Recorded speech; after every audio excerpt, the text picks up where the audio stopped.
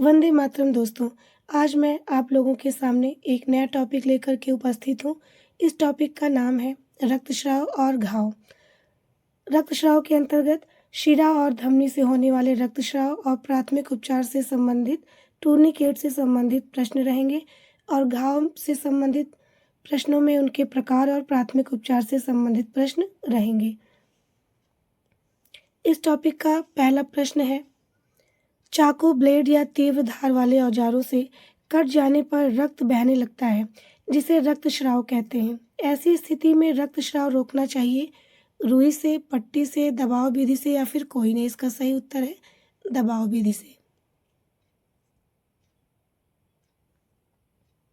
अगला प्रश्न है, रक्तस्राव के प्रकार हैं।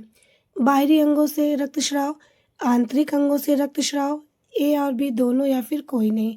इसका सही उत्तर है ए और बी दोनों, यानी कि रक्तस्राव बाहरी अंगों से भी होता है और आंतरिक अंगों से भी होता है, इसलिए ए और बी दोनों ऑप्शन सही हैं। अगला प्रश्न है, बाहरी अंगों से होने वाला रक्तस्राव है।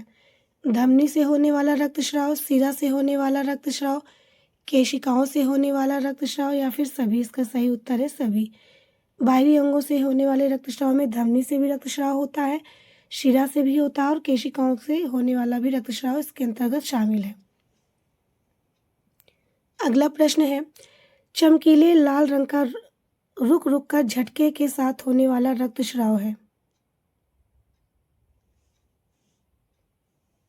धमनी से होने वाला रक्तस्राव, शिरा से होने वाला रक्तस्राव, केशिका से होने वाला रक्तस्राव या फिर सभी। इसका सही उत्तर है धमनी से होने वाला रक्तस्राव। अगला प्रश्न है, धमनी से होने वाले रक्तस्राव को रोक सकते हैं टूर्निकेट का प्रयोग करके, दबाव बिंदु द्वारा, बर्फ की पट्टी रखकर या फिर सभी। इसका सही उत्तर है सभी के द्वारा।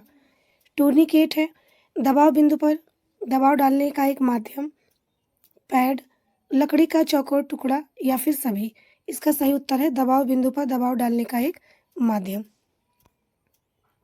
अगला प्रश्न है, शिरा से बहने वाले रुधिर की पहचान है। रुधिर नीले रंग का होता है। रुधिर एक समान गति से बहता है, ए और बी दोनों या फिर कोई नहीं। इसका सही उत्तर है ए और बी दोनों। अगला प्रश्न है, धमनी से होने वाले रक्तस्राव में घायल अंग को ऊपर उठा देना चाहिए, नीचे लटका देना चाहिए, ए और बी दोनों या फिर कोई नहीं। इसका सही उत्तर है ऊपर उठा देना चाहिए। अगला प्रश्न है, शिरा से होने वाले रक्तस्राव में घायल अंग को ऊपर उठा देना चाहिए, नीचे लटका देना चाहिए, ए और बी दोनों या फिर कोई नहीं। इसका सही उत्तर है नीचे लटका देना चाहिए।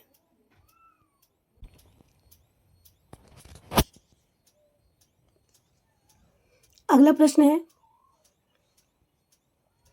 आंतरिक अंगों में रक्तस्राव दिखाई नहीं देता है, यह शरीर से बाहर आता है। उल्टी या थूक के साथ, मूत्र व मल के साथ, ए और बी दोनों या फिर कोई नहीं। इसका सही उत्तर है ए और बी दोनों। यदि आंतरिक अंगों से रक्तस्राव होता है तो वो उल्टी या थूक के साथ बाहर आता है या फिर मूत्र या मल के साथ बाहर आता है, तभी पता चलता है कि आंतरिक रक्तस्राव हो रहा है। अगला प्रश्न है, आंतरिक अंगों में रक्तस्राव की पहचान है। व्यक्ति को घबराहट व कमजोरी होती है, घायल व्यक्ति का ओंठ नीला व चेहरा पीला पड़ जाता है, बेहोशी, मंद या तेज नाड़ी गति, सांस में कठिनाई या फिर सभी। इसका सही उत्तर है सभी।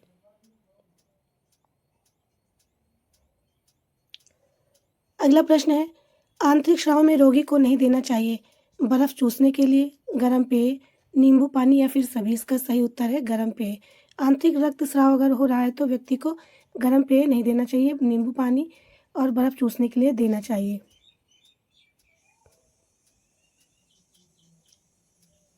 अगला प्रश्न है,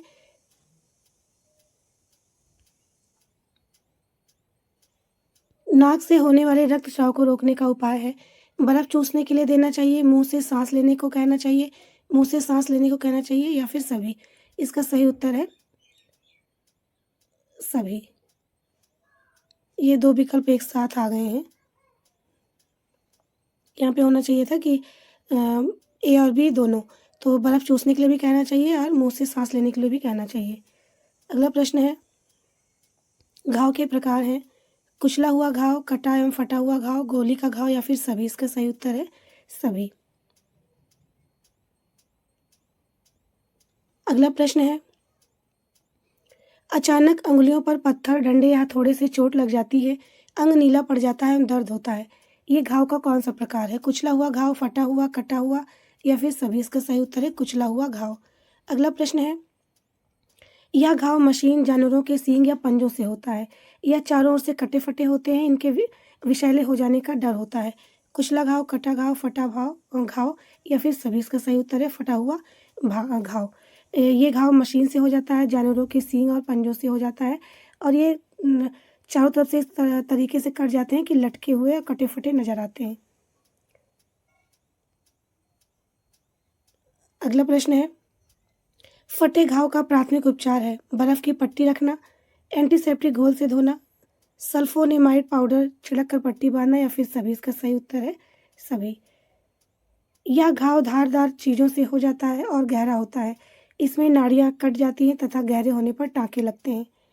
फटा घाव, कुचला घाव, गोली का घाव या फिर कटा घाव? इसका सही उत्तर है कटा घाव। देखिए, इसी को ही टूर्निकेट कहते हैं। बहते हुए रक्त को रोकने के लिए कपड़े का जो बंध बनाया जाता है, लकड़ी का टुकड़ा रखकर उस पर दबाव बनाया जाता है, ये सब टूर्निकेट के अंतर्गत आता है।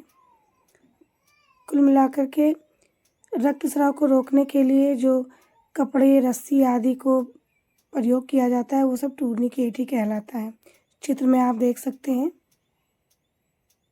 कि किस प्रकार से टूर्निकेट का प्रयोग किया गया है बहते हुए रक्त को रोकने के लिए। आज का टॉपिक यहीं समाप्त होता है। धन्यवाद।